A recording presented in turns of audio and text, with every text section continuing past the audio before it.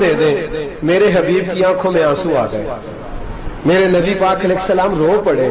یا رسول اللہ آپ کیوں روتے ہیں؟ فرمایا تمہارا یہ بھائی چارہ قائم رہا تو اللہ اسلام کو بڑی قوتیں عطا فرمائے گا. اللہ طاقتیں دے گا اسلام کو اگر تمہارا یہ رنگ قائم رہا، یہ انداز. میرے غلاموں تمہارے یہ طور طریقے، ایک بھائی کہتا ہے دوسرے کو، دوسرا کہتا ہے تیسرے کو. مسلمانوں کی نا ایک تعداد لڑتے لڑتے لڑتے لڑتے دور چلے گئی. تاتاریوں نے قید کر لیا. 4 مسلمان تھے، تبلیغ کرنے گئے، جنگ کرنے گئے، جہاد کرتے کرتے کافروں سے لڑتے لڑتے تاتاری قوم میں چلے گئے. وہاں قید کر لیے گئے تو سزائے موت کا حکم ہوا. 4 بزرگ تھے. سزائے موت کا حکم ہوا تو تاتاری بادشاہ جو تھا وہ بڑا خلاف تھا، بڑا سخت مخالف تھا مسلمانوں کے.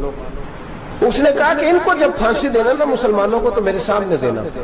اب 4 عالم ہیں، 4 صوفی ہیں، سفید داڑیاں، سر پہ امامے. پھانسی کا وقت آیا تو جو پھانسی گھاٹ ہے وہ ایک ہے. چاروں کو اکٹھے پھانسی نہیں ہو سکتی. ایک کو کہا کہ ایک ایک کر کے ان کو پھانسی دو. جب پھانسی کا وقت آیا نا تو جو سب سے پیچھے صوفی تھے وہ دوڑ کے آگے آئے، کہنے لگے بادشاہ پہلی باری میری لگا. پہلی. اب بادشاہ نے کہا ٹھیک ہے اسے لٹکا دو. وہ قریب آئے تو دوسرے دوڑ آئے، کہنے لگے نہیں نہیں پہلی باری میں نے زیادہ کافر قتل کیے، میرا بڑا جرم ہے، مجھے پہلے سزا دو. ان کو پھانسی دینے لگے تو تیسرے آ گئے، کہنے لگے نہیں یہ تو میرا قتل کرتا تھا، رستے میں بتایا کرتا تھا، ڈھونڈ کے میں بتلاتا تھا کہ یہاں زیادہ تعداد ہے، مجھے پہلے پھانسی دو.